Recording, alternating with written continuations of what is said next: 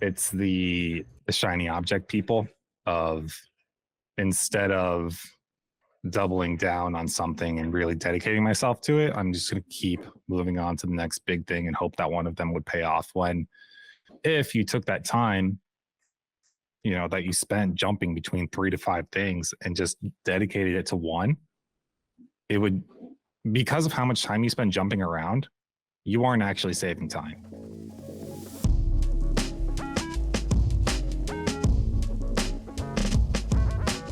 What's good? What's up in your life? Dude, I forgot to talk about the last time we recorded. I forgot to talk about the time I died at the tournament I went to in St. Louis a couple weeks ago. Okay, so for the listeners, you guys should know by now that I play very competitive paintball, and I was down in St. Louis playing at a tournament with my old team, and just absolutely crushing people. I played Division 4, Division 3 paintball, and then this is a Division 5 tournament. So the higher the division, the lower skill level. But I was playing with my old team out of Iowa. I'm in Minnesota now. Playing with my old team out of Iowa as kind of like that D4 drop-in player.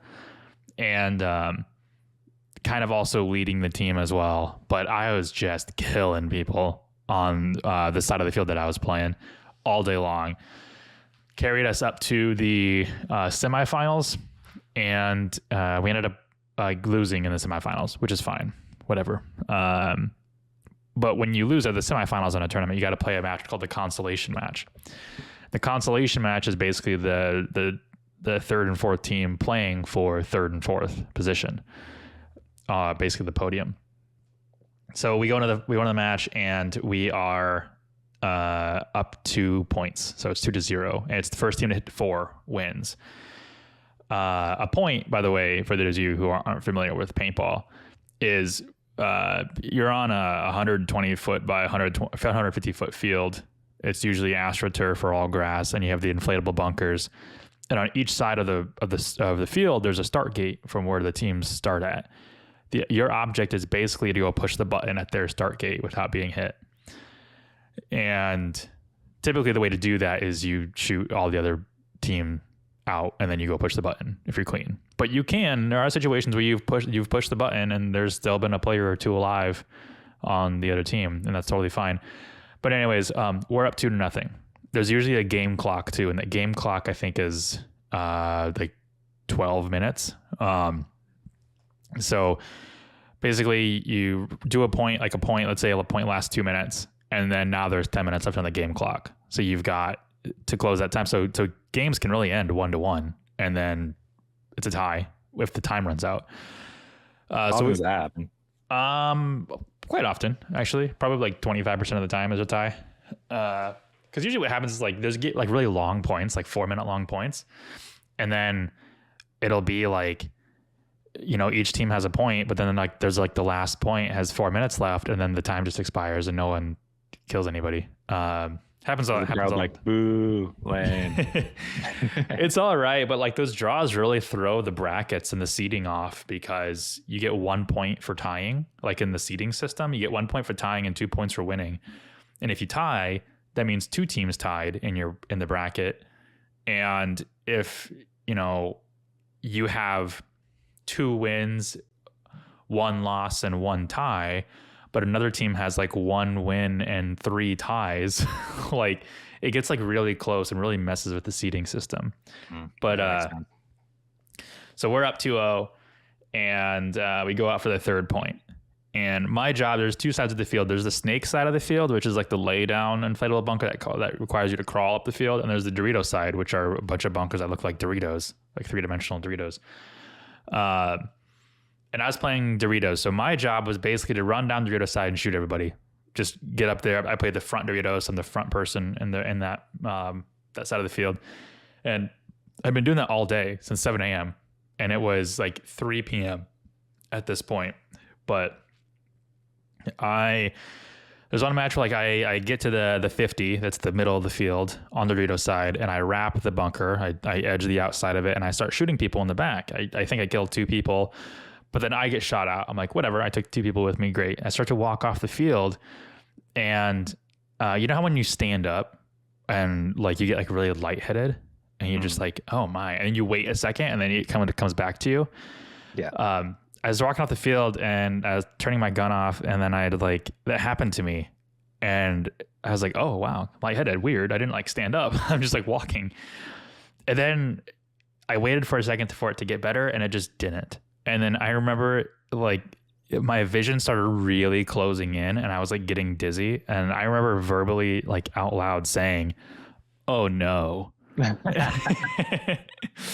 Oh no. and then like that was it. And then I had this really weird out of body experience where I heard people yelling, player down, and there was no gun firing anymore. And I was just like, I remember thinking to myself, oh, there's drama on the field. Spicy. I know. I was like, I wonder who's down. And like I opened my eyes and I was like, I felt like the Obi-Wan Kenobi meme where he's like, know him, he's me. I was like looking up, and there were like 3 refs over me, like yelling player down and like shaking me to get me to come back. And like I knew I like ate shit because my goggles were just like covered in dirt and mud. So like I just like face planted in the ground. And I have a tinted lens, so you couldn't really see my eyes if they were open or not, but I was awake. And then they pulled my mask off. And I remember the very first thing I said, and not even like jokingly or like ironically, like they say in movies, I was like legitimately asking the question. I just go, did we win? And then they started like laugh a little bit, like, no, Classic. like, no, we stopped the game. So I was like, I'm fine. Because I didn't want to cause a scene, right? I didn't want to be like, like I don't feel good or whatever, because I wanted to finish the tournament. We're in our last match.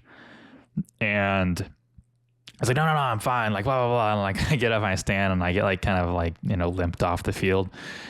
And I'm like sitting down. I'm like, I need water. Like, get this to me. And my pit crew is wiping my hits off and refilling my gun and my air.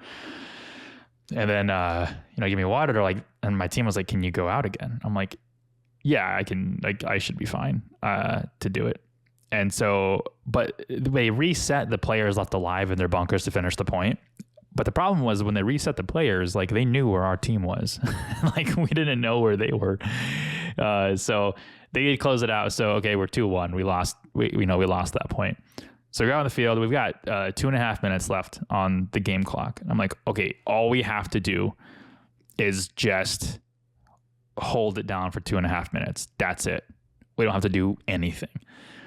And I went over to, so we're getting ready to go to the start gate, and I was like, hey, we still have a timeout left too. So, but when we were getting ready in the pits, I had to like sit down because I was like, oh, I was just standing there getting ready, and then all of a sudden I started to get lightheaded again. So it's like, oh geez. So I sat down on the cooler, and I'm like, yeah, I just needed to sit. Like I just get lightheaded again. So like the time starts to run down between matches. So we get to a starting gate, and then you can't call a timeout in the last 10 seconds. So I hit like 11 or 12 seconds, and then I just like signal timeout. And so they called the timeout, which means we get an extra minute to just do nothing. So I just sat at the starting gate and waited, and then that time started to expire. And then when it did, we're off. I went to my bunker, but I was like, I'm not going to make any kind of plays. Like I'm just going to sit here and I'm going to shoot my gun and block people from moving up for 2.5 minutes so we can get the third place and go home. And unfortunately, our team died on the left and the right side of the field, so they were able to close us out with 10 seconds left. So because it was under 10 seconds, like we don't play the last point, it just goes into overtime. It's 2-2. So 2-2 overtime. Overtime is a 3-minute point, and it's just the first team to. If the time expires, then it goes to 1-on-1s. And so, like, we got to make some moves. So I was like, okay, fine. We get back to our field. We get back to on the field, the last point of the day, and I was like, I don't know how effective I'm going to be. And I was telling like my team, like, we got to restructure here because I can't be the front player. I've got to sit back and I've got to shoot. And so I get to my bunker and I start shooting my lane. I hear a call that they made it to like the 50 bunker, like the center bunker, which is a key bunker on this field. And then, so while I'm holding down my lane, I like, my vision starts to kind of like go black. I'm like, oh no, like not again. So I had made a decision. I said, okay, I can either black out on my side of the field behind my bunker, or I can run down the field. I can shoot 2 people and then black out on their side of the field. So I chose option 2. And I got out of my bunker, mustered like all the energy I had left, ran down the field, shot 2 people, and then I just got blasted, which is fine, right? It took 2 people with me. So I started to walk off the field, and I was like, okay, it's going to happen. I'm going to collapse. And I started to. But then I put my head down, and my vision started to come back, but then I was still struggling. And I looked over at the head ref, and I see the head ref jogging over to me, and he gets to me. I just said, I need help. And he carried me to the opponent's pits, the other team's pits. And then like the other team, and then I got there and I just like collapsed. Like I didn't black out this time, but I did just like fall down. And then that team took care of me, and like water on my face and my mouth and everything until my pit crew could come over and collect my body.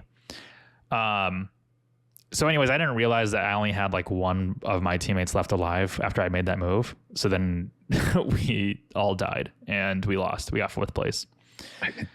Did you eat anything in the middle? Out of 20 teams. I had a protein bar in the morning, and then I had like some beef jerky early, like at like 7 a.m. Okay. So you come back from the dead in this middle time, and you eat and drink nothing? I drank something. I didn't eat anything. What did you drink? Water.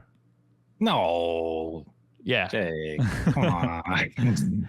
Well, when you collapse on a field, the first thing anybody asks is like, have you had water today? I'm like, yeah, I've had tons of water today. I've had you food. need the OJ, man. You need that's the magic thing, is you got to get that sugar. Yeah. I'm a pass out kid, so this is normal for me. I always had the special seat at assemblies. They're like, that's Cody. Make sure he doesn't. You passed out a lot? Oh yeah, I was a pass out guy. Oh, I felt like I could feel my heart like beat in my throat and in my chest. Like it wasn't beating fast, but it was like hard. Like it was like starved for oxygen or something. And yeah. So do you pass out often? This is like, no, it's the first time. New. Yeah, I was gonna say this is a unique thing. So anybody who does pass out frequently kind of knows that the worst thing about passing out isn't passing out; it's pre-passing out.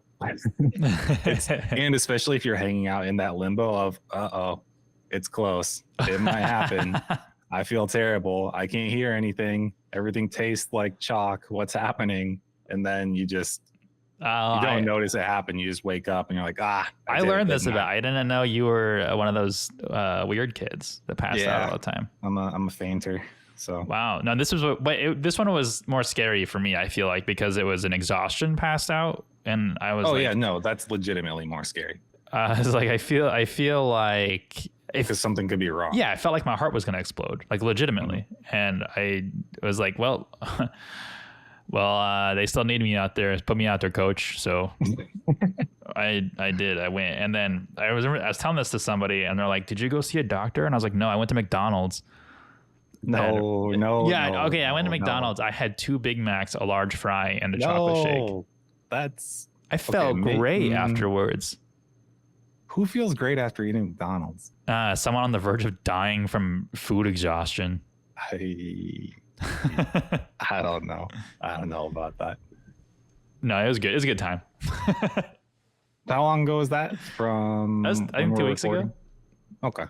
Yeah, it wasn't last recording because it was the weekend before that, which we didn't have an episode on, or we didn't record. So 2 weeks ago. Mm-hmm. I want to talk about last week's recording, but I forgot about it, and we talked about something dumb. I can't remember what it was, but something dumb. It was a long opening on this one. We're like 13 minutes in and just telling about my paintball story. I hope you guys found that exciting. But speaking about dying, I wanted to talk about this episode today because for some reason I'm seeing a ton of agencies just kind of sprouting up out of nowhere. And I think it has something to do with like the death of crypto. Because 100%. yeah, because like no, because like The now crypto that guys are coming back. yeah, so before crypto, there was like this huge agency boom when everybody and their brother had an agency. This is like in the wake of like Ty Lopez, like 2008, 2009, just social media marketing agencies, all this stuff. And then crypto hit, and then everybody was a crypto trader and crypto guru. And then like now crypto's kind of fizzling out now that NFTs have been kind of a blunder, and all of these altcoins are just basically rug pulls in disguise. So now everyone's coming back to that agency scene, and it's the same people just trying to earn a quick buck and just trying to get rich quick, at least in my personal opinion. So I thought it would be a good episode to talk about why most agencies die like I did on the field. No, but really why most agencies aren't successful. And there's a multitude of reasons, but I think the biggest, really the overarching one is just people are lazy, and like that's a lot of the reason why people get into the agency space. But Cody, you love to say marketers are lazy. They are, yeah. I mean, well, when you mention that crowd too, the crypto, the going back, it's the shiny object people of, instead of doubling down on something and really dedicating myself to it, I'm just going to keep moving on to the next big thing and hope that one of them would pay off. When if you took that time, that you spent jumping between 3 to 5 things and just dedicated it to one, it would, because of how much time you spend jumping around, you aren't actually saving time. That's what people think is, oh, I'll find the one that'll take off. And then I see it all, you've probably seen it before too, where they say, what is it? If 8 out of 10 businesses fail, start 10. Like, what? That's so stupid. That's like the trademark of the crypto bros though. Like, where just play your odds, eventually you'll win. Like, that's not how it really works. Well, and I think there's a fundamental difference in how people view these assets. Isn't the word, because they're not assets. Like the good assets are the ones that appreciate over time because they're value providing. If you buy things and hold them, but they have no appreciation value, maybe because they're a collector thing, right? To me, I think there's the reason that, rich people collect fine art isn't, you don't see poor people collecting fine art. There's no poor people are out here like, I'm going to buy art and then sell it and I'll make money. No. Of course. Unless that art is NFTs, then you have lots of poor people buying art. Yeah. Did you ever see that YouTube video about the NFTs where the guy, he said something about like he was pitching an NFT and then the other guy just slapped him? No, but that sounds funny. It was great. It sounds like a video I'd watch. I should try to find it and share it. I showed Lauren this picture or this meme, and it was this guy who had he had one of those Bored Ape Yacht Club Twitter profile pictures, and he posted on Twitter, he goes, post the last image that's saved in your camera roll.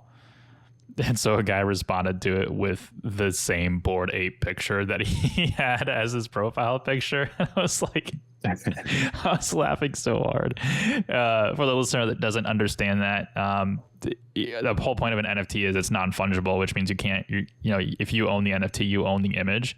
But what's so funny about it is it's just an image. You can just copy it and just store it and save it, and you also have this image. So that was the reason that was funny. Yeah, I think what goes with it about people being lazy, because that's all the same crowd. I'm convinced. I've not had many experiences that prove me otherwise. So please, by all means, prove me wrong. But until then, I'm going to say that's the lazy crowd. And maybe lazy isn't even the best word. It's just they're more of the opportunists, but incapable of doubling down. And I think doubling down is what. Okay, talk about diversifying versus doubling down, because nobody says, when you're rich, double down. They say diversify. Diversifying is how you keep your assets. doubling down is how you make them, right?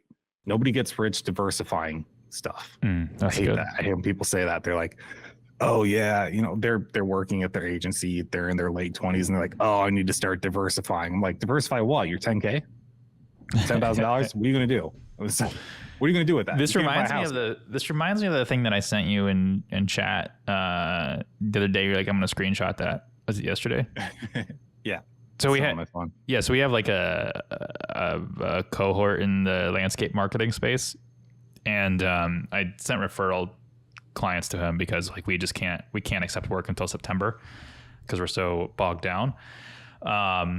And I sent it to him, and it's like the second one I've sent to him because the first time we already had a client in the area and we don't do competing clients. So they actually signed on to his highest tier package. So when I sent this new lead over to him, he asks, do you want like a referral commission on these? And I just said, no, I don't.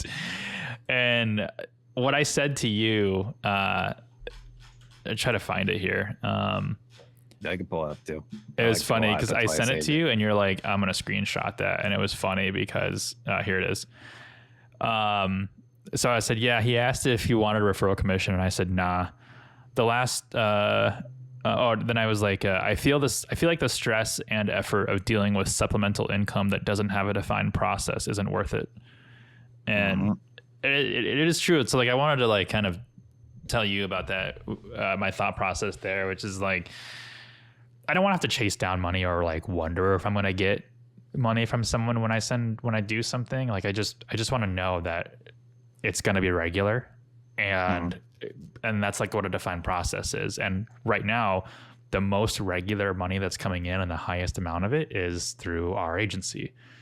So I'm not concerned if I have to constantly sell referrals to you in order to get a commission. That means I have to do work every time, and not only sending you that referral, but also seeing and following if I get that commission.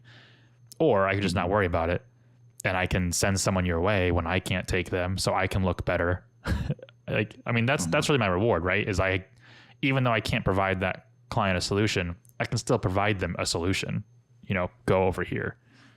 Yeah, I think when you stack on top of that, because there's definitely, I'm projecting a lot, not my own feelings, experiences, but just what I've seen. And I would say that there is a tendency for these people who don't double down and instead jump around to also have a very, very similar tendency in their interpersonal lives. And when I say that, I mean relationships, and that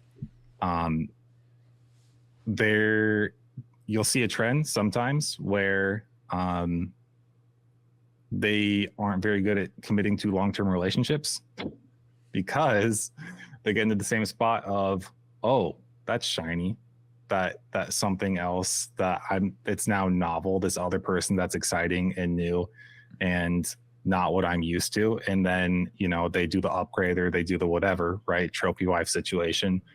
And to me, what I always think is, dude, you've spent how many years building up, what you have going on now? And in the business sense, you don't even have to do that much more to just take it to the next level now, because you spent so much time building this foundation that you can keep going on top of. But if you leave, you start back at zero. Right? I think marketers have a problem because I think what people getting into agency space is they have a problem of building on and not building up. So like they'll continue to build on like the same plane, but like have no plan to then move up. Mm-hmm. And I mean, it's the same people, the same people in relationships. They do the same thing. Like they build on it, but they don't like build it in a direction. Yeah. Which is where the shiny object comes into, like, well, maybe that one over there will take me up. It's like, I can't think of it. I was like, it's just, I lost it. I was like, this is going to be a good video game reference. And then I lost it. But yeah, no, I think that goes in line too with, they don't have a business plan. That's the same general concept is they don't have a business plan on how to take it to the next level. It's again the difference between the 0 to 10K and then the 10K to 100 to a million, right? Those are very different stages.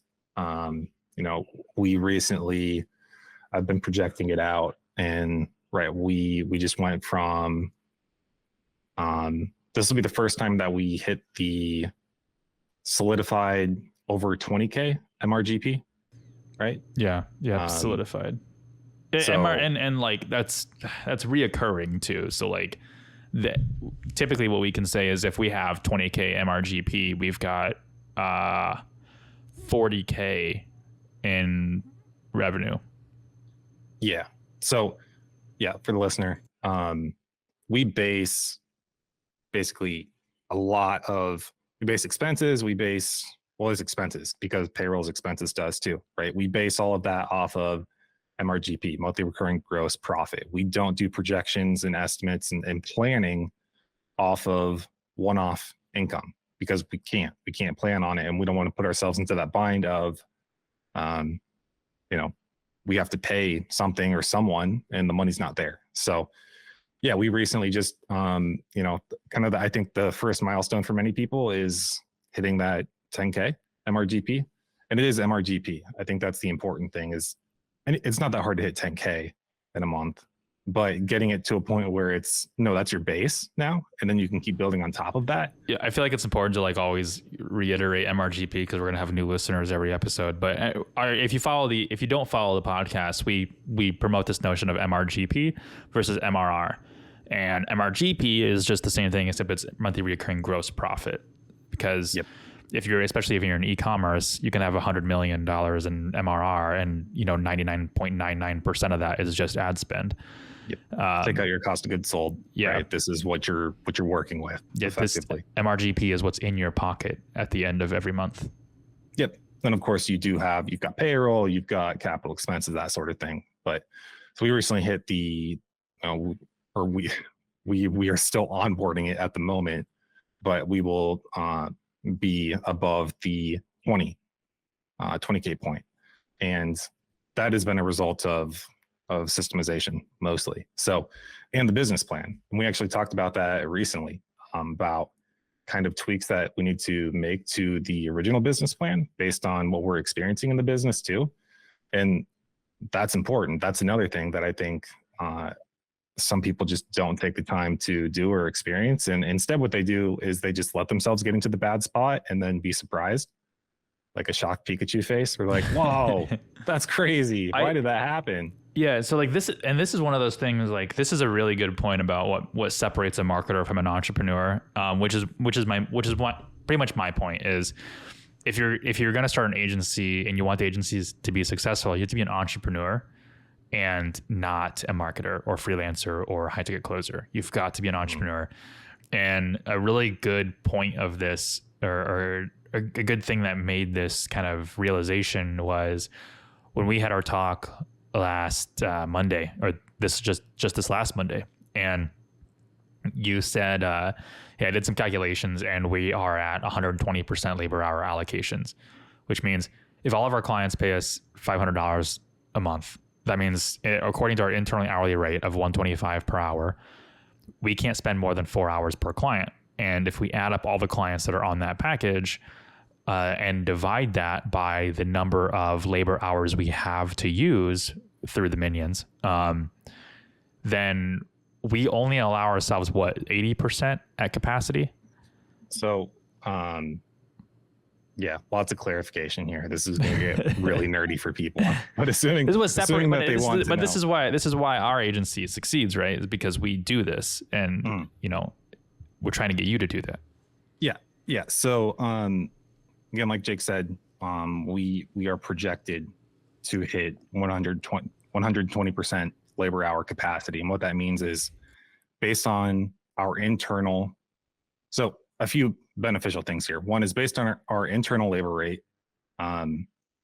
We are above capacity. Now we productize things. Why? Because we aren't selling dollars per hour.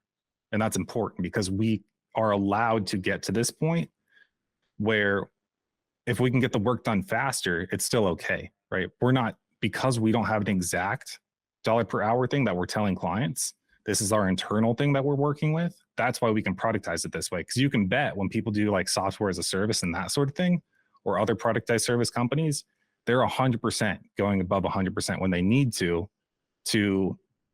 grow into the next point. So I say projected because we're going to have to bring somebody else in, right? And we'll have to add some new team members in order for us to keep up with this. But yeah, as far as like our internal goals, and we used to have someone part-time. Now we're just working with part-timers temporarily while we're in this growth. No, we used to have someone full-time.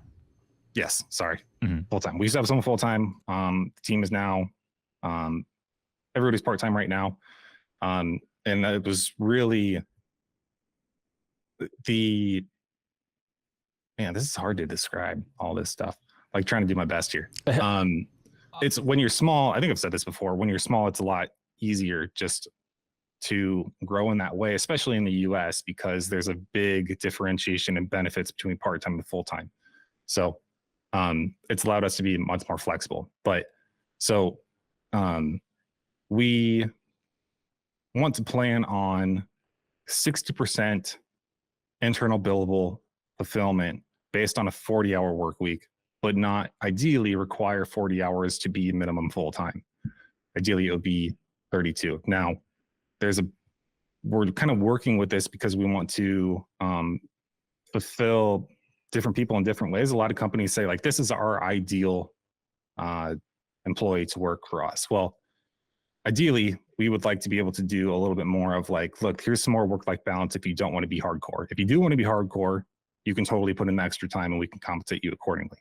But so because of that, our minimum goal is 60% fulfilled based on a 40-hour work week, which means 25 billable hours. Let me do the math quick. It's around 25. So if you base it on the 32, it's about, I think, 80%. What that means is, if you're working 32 hours, 25 are dedicated to clients, and then you have 7 based on internal time to work on internal tasks too. Now that might vary depending on your role within the company. Some people might be more billable versus others. But then the last thing I want to point out is Jake and I do not plan for us to be billable at all. And some people would say, what, are you just being lazy? No, it's because we own the business. That's exactly it. We need to be able to move freely to the places of the business that need work and need to be fixed and need worked on. That's our goals, and our purpose as the owners is to go and find the things that are broken so that they can grow, so that we can create, the jobs where other people get to do that other stuff. So yeah, that makes sense. Eventually, like, we're not going to be in client work at all. So like, why have us included in that? Because there's all kinds of things. There's marketing, there's being on podcasts, there's going to events, there's actually promoting and growing the business, and there's research and development and new products and training, tons of things that don't require us to be actually involved. So and that's the different mindset, right? I mean, that's where we're at, and that's where we're thinking, because we own the business, we're running the business, and we're entrepreneurs. Well, we had that episode on like, if you're good at marketing, there will be a time in owning your business that you will no longer be good at marketing, because you have to be good at running a business, which is what, how we're positioning this whole thing. But I really wanted to point that out too, because we had to make a decision that, hey, if we're at this billable hourly rate, we can't take on new clients, or else we're going to be even deeper in a hole, and we're going to have to sacrifice quality, which means some clients are just going to get forgotten about while we onboard new clients. And if we factored in the onboarding time that we had for like building new sites and getting new ad campaigns live, we are like, what, 220%? Like, yeah. It's just not possible. And so you did the calculation. You're like, no, at a current rate, like, we can't accept clients until September. And at the recording of this episode, it's April 7th. So we sat here and I was like, oh man. So like, okay. And we've already had like 4 or 5 clients or prospects reach out to us that have had to turn away. And only one of them like actually went somewhere else. The other 3 were said, okay, put me on a waiting list. And so now I'm going to follow up with them in September. But This is it was really cool because we can make a Facebook post and we're just like, hey, by the way, we're closed. Like, thank you all for your support. See you in September. And it was kind of a badass move.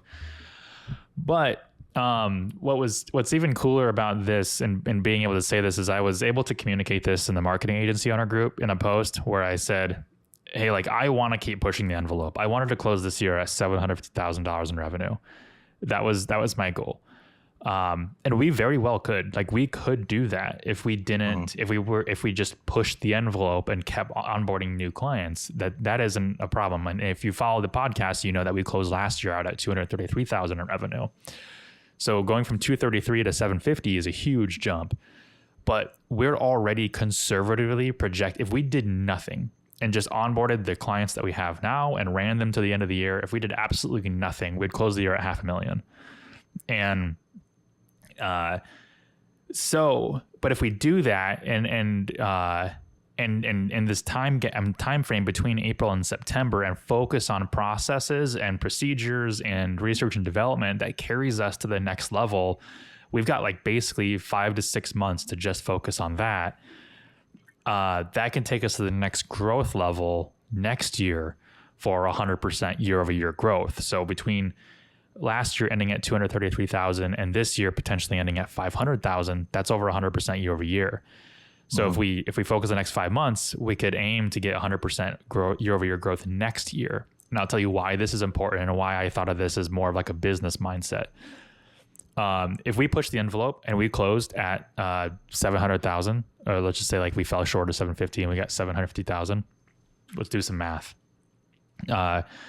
So 750 or 700,000, we closed this year, but we didn't have that 5 months to create the next set of processes, hire the new people, and like really just like slow down and prepare for the next level of growth. Based on our last 4 years, we could expect to see 20% growth next year.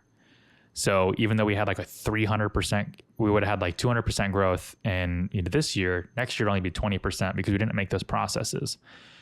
So if we take 700,000 times 1.2, next year we would close at 840,000. So it's still healthy. It's still healthy growth. Like, that's great. But let's just say we stopped at 500,000 this year. Let's say we get to, we get to September comes and we still say no clients until next year. We would still close this year at 500,000. So, but let's say we made those processes because we stopped taking on clients. We can expect another year of 100% year over year growth because we made the efforts to scale to $1 million or to 100% year over year, or to double with new employees, new processes, new upsells, things like that during that time frame. Next year we close out at $1 million. And I would rather close out next year at $1 million versus 840,000. That's 260,000, or the 160,000 gap is still huge. And that's an extra $80,000 to each of us if that's how we broke it out. But the next hard part about that is, like, it's easy to say, yeah, well, in the next 5 months we'll focus on processes. It's easy to say that, but like, we also have to do that. And I think this is like another point that a lot of agency owners just kind of like don't do. They're like, yeah, we'll focus on processes. And then like, they don't know what it means. Anytime I hear process and people, I just feel, what is it? What's the movie? Is it Princess Bride? Where he's like, I don't think that means what you think it means. That's every time I hear that. People are like, processes and systems. I'm like, show me yours. Show me. Because I don't think you know what that actually means. Yeah. I like a really good, like, Cody, you had this presentation you brought to me. You're like, this is what our business looks like until we get to 450,000. And then once we get to 450,000, this is what it looks like. And there was like a diagram of like the different employees that we'd have next. Maybe like a managerial role or a specialist role with like an additional minion. And, this is how many clients we have, our labor hour allocation, things like that, what that looks like. And then you came to me on Monday and you're like, this structure actually doesn't work because this was based on like whale chasing was what we call them. So like chasing like big clients. we've gotten to where we are on clients who have an average ticket price of like $700. So we don't need a structure where we have like a specialist managing accounts. We just need more people to execute the actual work internally. And maybe specialists who do like just Google Ads for all the accounts. And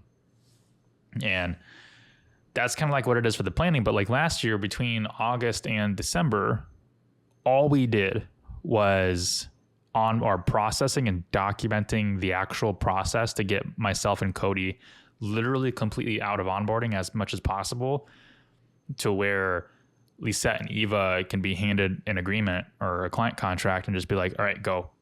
And, 3 weeks later, we've got a site up and running. And it pretty much is to that point, with a couple of different like minor details that sometimes Cody and I need to get involved in.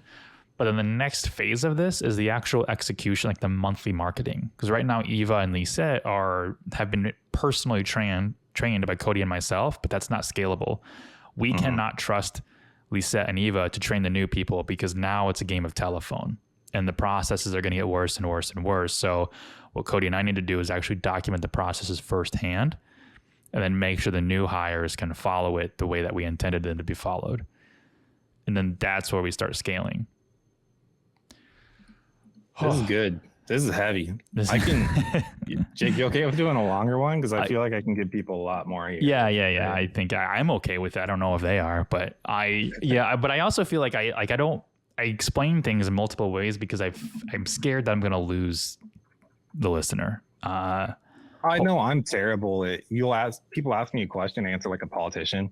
They're like, what about this? I'm like, oh, actually, let me tell you about this. And then that's just the nature of an SEO.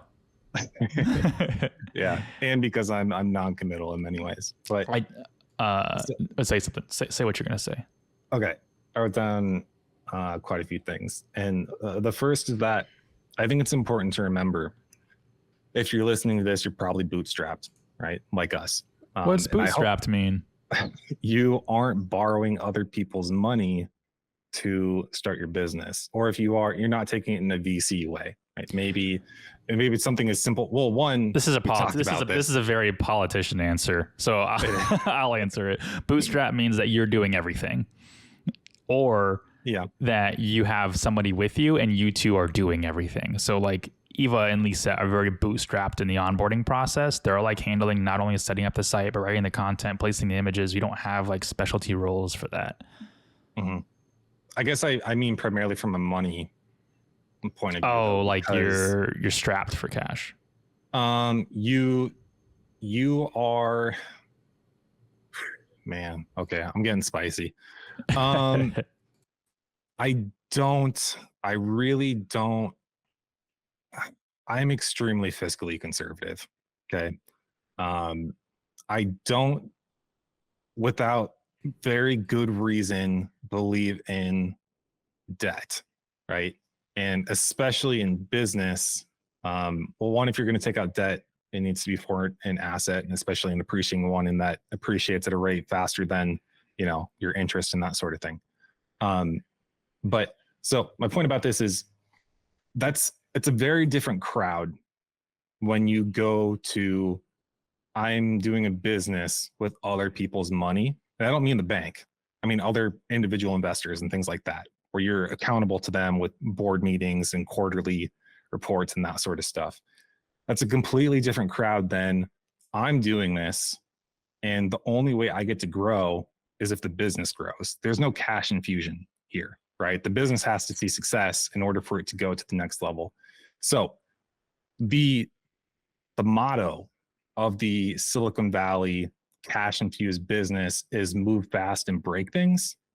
And I want you to focus on the second part and just remember, if you move too fast, you will break things. And there's a very different repercussion and ramification when you're bootstrapped to breaking things than VC cash infused, my market is everybody in the world kind of thing. Because if we do a bad job with the wrong people in our industry, there will be ramifications, right? I'm not saying completely detrimental, but it's a very different, it will have a much bigger impact on us than, Comcast just being like, oh yeah, we pissed off a customer. Like, Yeah. Well, we've got a semi competitor that has burned a lot of bridges in the industry already, and like they're specific to the landscaping community, and like they burned a Top Dogs bridge down, and then they're slowly lighting their other bridges on fire. So if we do a bad, we had to do this, and we've talked about the influencer in our industry that we've kind of partnered with and done ads with, and we just sent him an email. You did this morning at midnight, and you're like, hey, I think you should stop services with us. Because he wasn't getting the results. It's a different market, and we've suggested things that were kind of, he's got to change his business model a little bit in order for the ads that we're producing to actually be successful based on the audience that's available. And, if he's going to keep paying us money and not making those changes, that's up to him, but we wanted to be the first ones to point that out instead of him. Yep. Yeah. Mutual profitability is our thing. So then when we see it, we tell clients before they're the ones to fire us, right? We tell them like, look, this doesn't look good, and we don't want you guys to be the ones telling us this doesn't look good, because we can see it too, because we both agreed on what success is. So, so my point there is, when you're bootstrapped, when it's your business and you're small, people associate the business with you, even if it's not a personal brand, even if it's, my business is legally separate, it has its own thing. Early on, the relationships that you build, people are working with you and they're happy to be working with you, and they know your name, and that's how that works. So when you drop the ball and you break stuff, it's not your company that did a bad job. You did, and you have to live with that. So think about that when you want to, move too fast and break things, is you have to deal with the collateral damage. So make sure you're at a point where find the equilibrium. I want to grow 100%. Everyone wants to grow. Let's grow. Let's do that. But make sure that you're not hurting people too much along the way, right? Find your acceptable margin for error, and work with that. But because just, it's easy to be like, oh, these are all numbers and these businesses, but they're people, and their businesses are real, and their families rely on the money. And, that's the important stuff to remember. I think setting realistic expectations for like revenue goals is good too. Like, you and I are at, we're going to hit 5 years in business and probably hit $1 million, I think, after our 5th year. Mm-hmm. And so if you're not even at the 6-figure mark, I want to put, if you do everything right and safe and like the way that we do it, you are 5 years from hitting $1 million. And like, I think a lot of people try to hit that mark in like year 2 or like year 3. And if they don't, like, they're upset, or like they try to hit it in year 1. It's not going to happen. You are minimum 5 years from hitting that. So put that timeline into perspective and make sure. That's good. Yeah. That's good. That's impressive. Yeah. That's really good. Like hitting $1 million in 10 years is still impressive. Not like we're tooting our own horn, but I'm just saying, like, the expectation is not you hit $1 million in 2 years. A lot of these gurus that are promoting that and the fake agencies, they didn't hit $1 million on their agency. They hit $1 million by selling you a course and selling everybody else a course.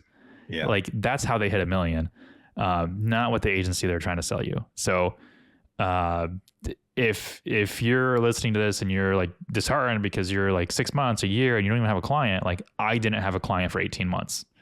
So just make sure your first 3 years really count, and that you're building something up. You don't have to make a lot of money. You just have to build that foundation that we were talking about earlier. But I wanted to say this because I mentioned it before the podcast, and you laughed at it. I did. Yeah. I said, so if you want to start a business, regardless of what it is, you have to be an entrepreneur first. Otherwise, you're either just a freelancer or an exploiter. Yeah, exploiter. Okay, so I'll explain what I mean. Man. I'll explain what I mean. Because most people who go into entrepreneurship, and especially in the agency industry, are freelancers. So like they do copywriting, or they do SEO or Google Ads or social media, and they do that as themselves. I am Jake Hunley. I am pay me to run your or do your SEO. Like that's a freelancer. You can do that forever, but then you're limited by your time because you're the only one doing it. When you're an agency, now you're basically establishing the precedence that you're going to grow this to beyond just you, and you're going to have other people doing this for you. And in order to do that, you have to be an entrepreneur and a business owner, and you have to kind of forget about your freelancing life, because you've got to start creating systems and processes.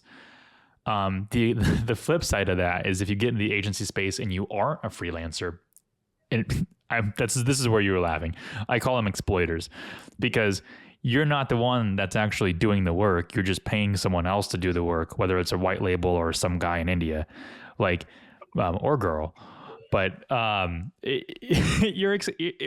it, right? You don't actually know what you're doing. That's why you're paying someone else to do it.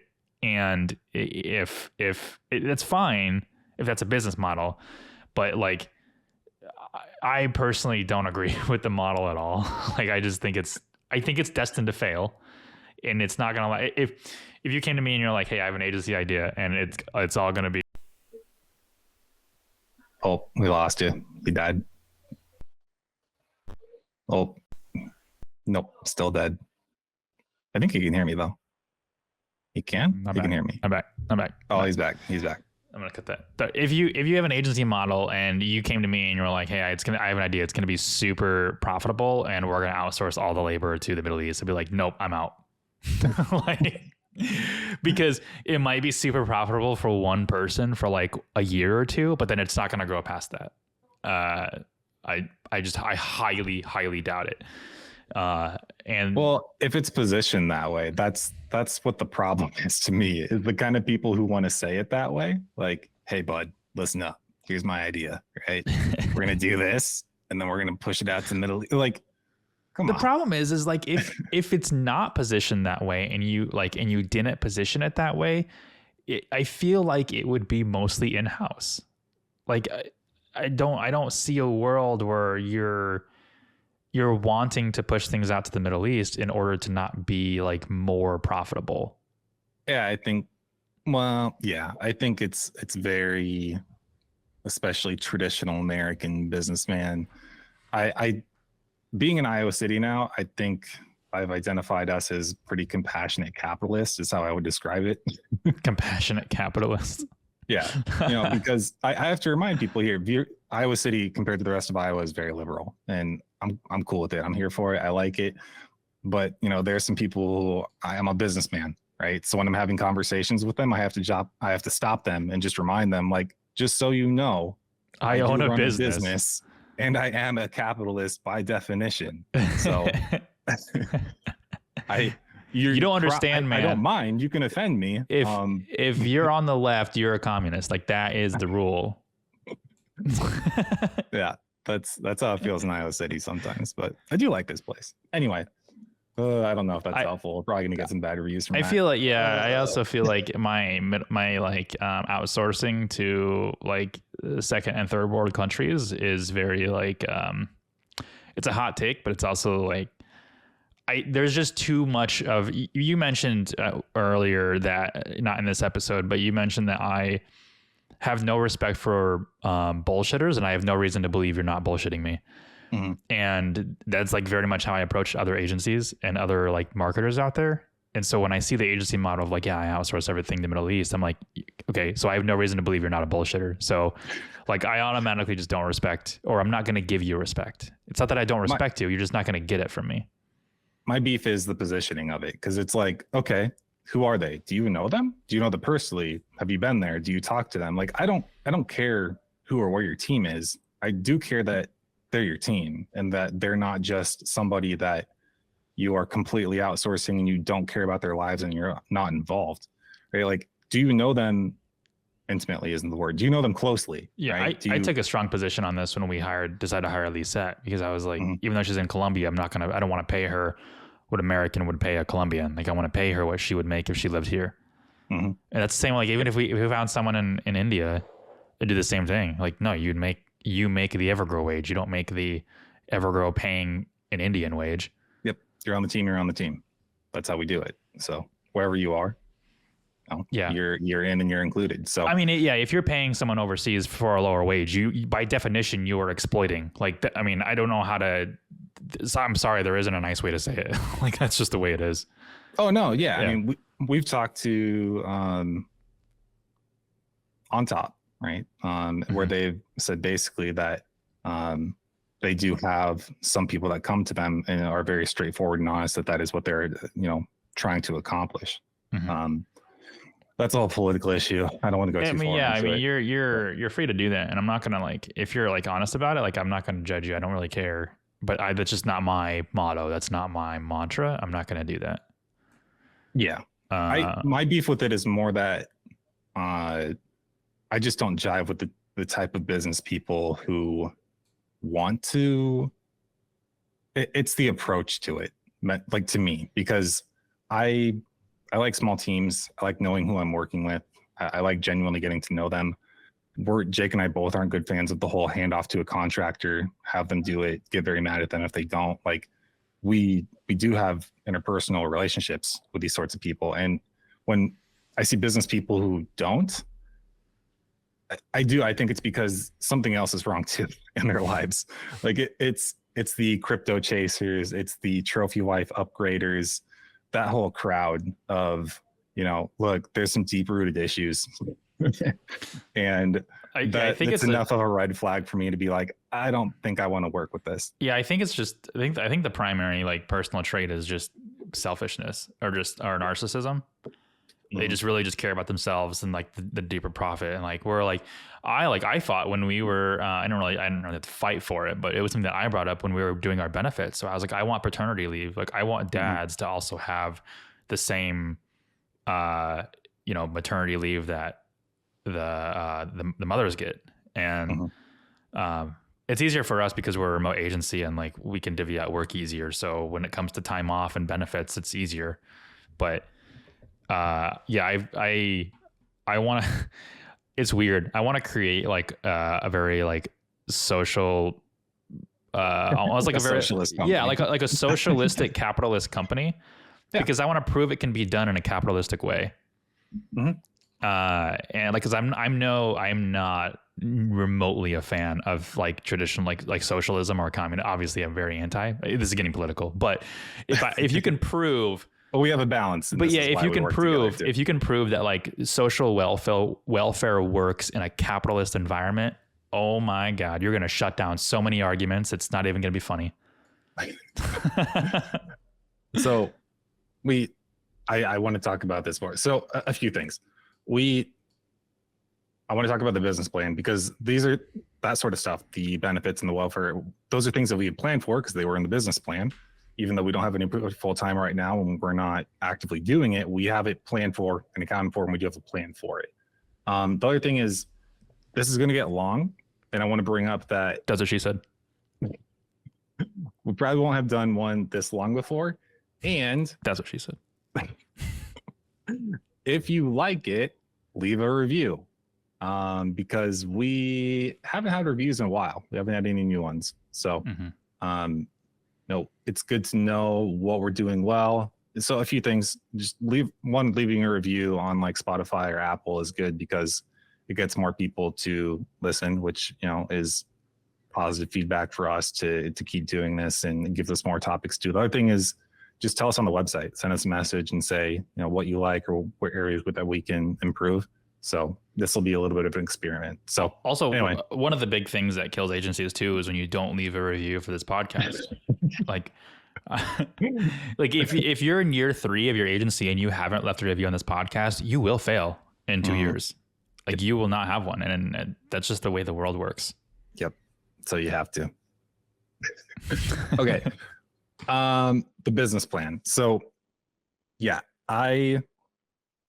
this was back in 2019 2018 when we originally got started. Or no, there was a revision. We had one original business plan and then I did a second one once we were approaching the 10K point. So in there, when Jake and I met on Monday, I told him and I talked about like that business plan was based on my experience working at other agencies and what I had learned from them and trying to adapt it for the way that we would do things. And so we originally in the plan had For every 3 billable people, we can do one of 2 things.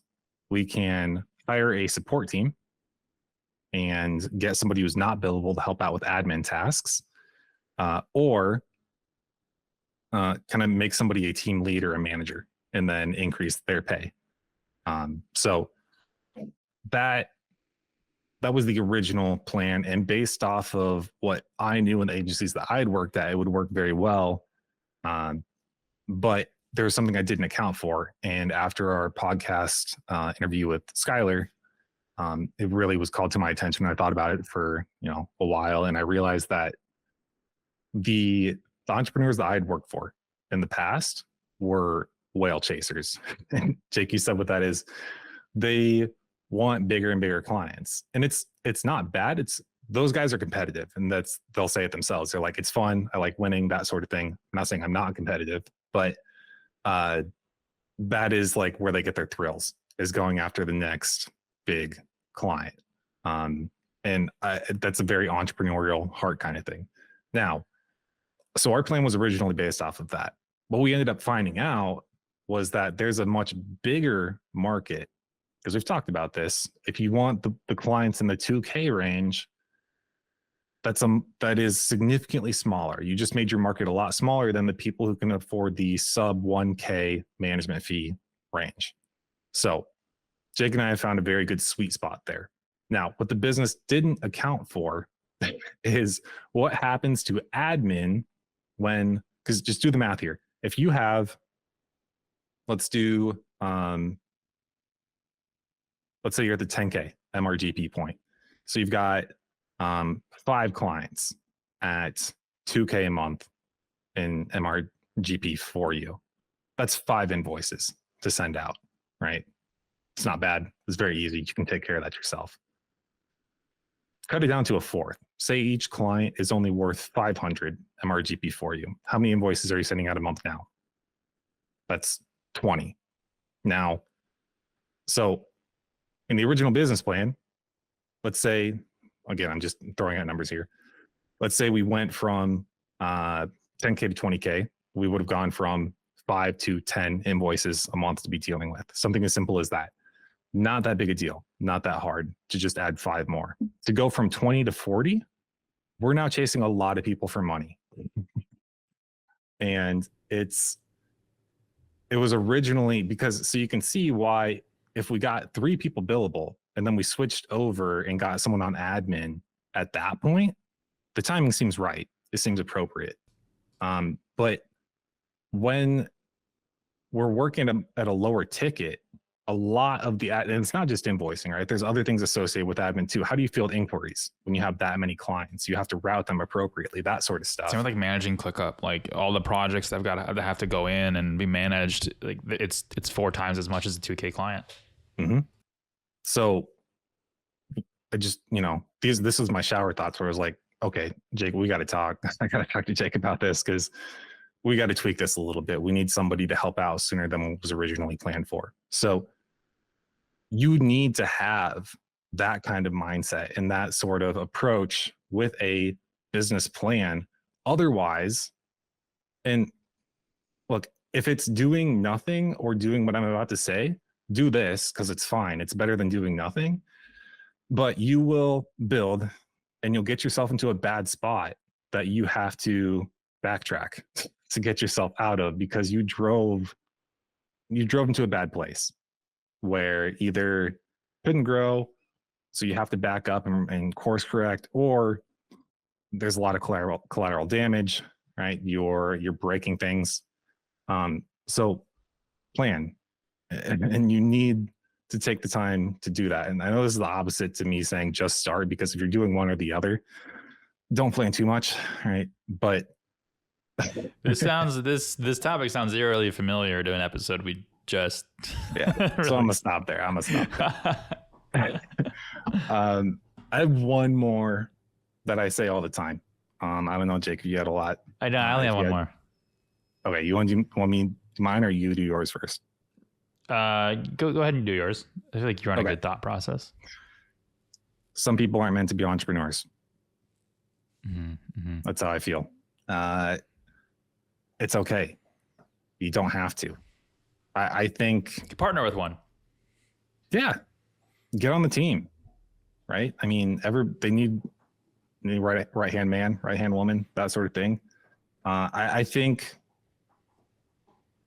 when I talk to people who are interested in this sort of thing too, and they just talk about being scared or being afraid or having fear.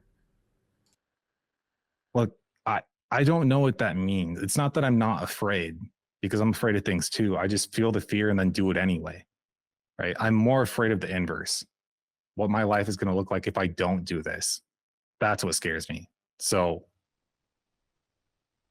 YOLO.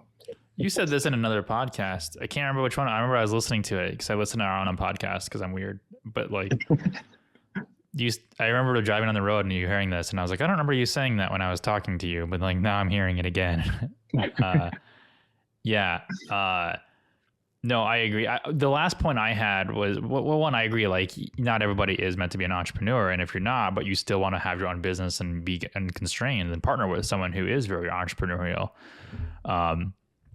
We've talked before that I'm a very 0 to 1 entrepreneur, which means like I'm really good at getting things started with ideas and moving forward. But Cody's the 1 to 500 or 1 to 1,000 or whatever. So like Cody creates the processes, but he doesn't have like, I'm basically the starter to his ignition. Or I don't get things off the ground. Yeah, I don't. Yeah. Hence this podcast. I mean. Yep. This podcast, well, I've done everything so far, but like, eventually this podcast might grow into something else where we have like courses or something where like, you guys can learn a lot more than just from hearing us. And at that point, that's something that Cody is probably going to be developing.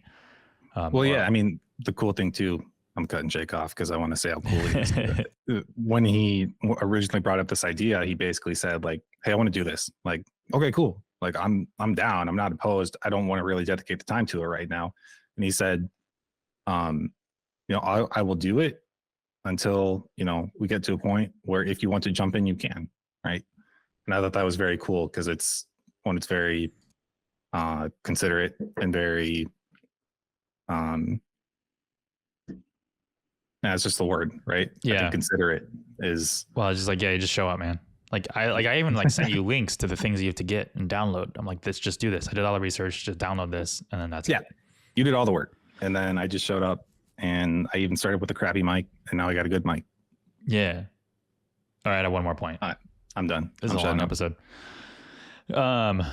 Okay.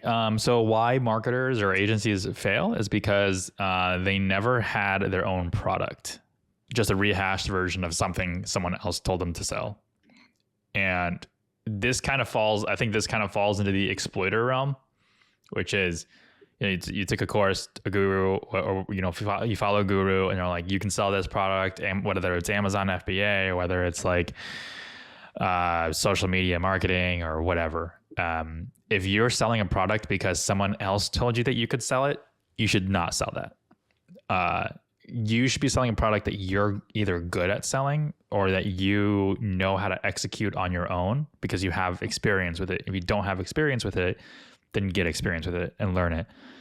Again, you don't have to listen to me, but I'm just telling you why I see agencies fail. So if you think what I'm saying is stupid, then fine, prove me wrong. Like, do this for 5 years and then come back to me and let's compare tax records.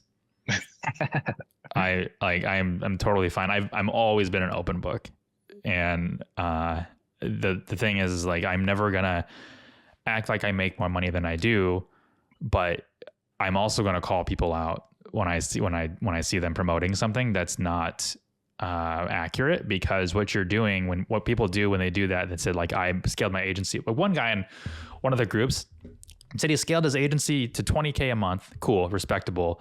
But his next goal is 100K a month by next year. I'm like, dude, you will literally be like the top 1% of, he said 1 million a month. I was like, from 20K to 1 million a month, you will be the top 1% of the Inc. 5,000 fastest growing companies in the world if you do that.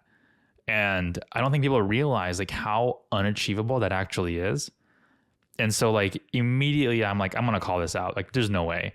And I am willing to share my tax returns if you can share yours, because if that is you and you did that, I have a podcast opportunity for you. I think it's funny. I like how much you care about this stuff. Hey, People say, like, when I see this, I'm just people like, take advantage. neat, man. I don't know. Maybe it's the compassion in me. Like people do this to take advantage of other people and sell them their course. Basically, like they're every time someone's bragging about how much their agency makes, they're always selling something all the time. And like, I don't find us bragging about how much we make, or we're just being realistic. Like, this is how long it's taken, and we're just trying to set expectations. But like this $20K a month in the first year, bullshit. No, maybe you probably had like 1 or 2 $20K months. But then, like, that doesn't mean your MRR was that. Yeah, people do that. That stuff gets me hot. I do. I just think it's funny because I don't know. Anytime it happens, right? When you're a dude, and then you have the other dudes kind of just try to flex, and they're like, "Yeah, but I did this," and I really don't care. Like, I'm not in a jealous way. I just genuinely like. Cool, man. Like, and I'll say that. I'm like, that's really cool, dude. Every time someone says that, I like go to their profile and they sell to marketing agency owners. I'm like, of course you're, it's so obvious. I usually like when it happens, because I don't spend as much time online, so it occasionally happens in person. And I always just think sometimes I'll even ask people, I'll be like, you okay? Did your parents love you when you were younger? Like, it seems like, I don't know, you're trying really hard. Yeah, I mean, I feel like I used to be that way. Also, like I used to have to feel like I had something to prove. Mm-hmm. And in some ways, I still feel that way. It's partially why I do this podcast, because it's like I have real. We're getting touchy feely now. Like we have real success, but real success isn't as sexy as what people think it is. No. Yeah. And like, I want to, it's like halfway between like bragging, but also being like your realistic friend. Like, hey, we made it to where like you want to be, but it took us 5 years, whereas you want to do it in a year, and that's not going to happen. I think it's good that, I think it's good that you wanted to do this, because if it were up to me, I realized this early on. I decided this much like years ago at this point, that because I like writing, and there's a big part of me that would just want to be a writer, which puts you in the category of content creator when you're online. And I've seen content creators try to do business, and then businesses create content. And I decided that I wanted to be in the second category, not the first, because the creators and the, people who are making content are at the,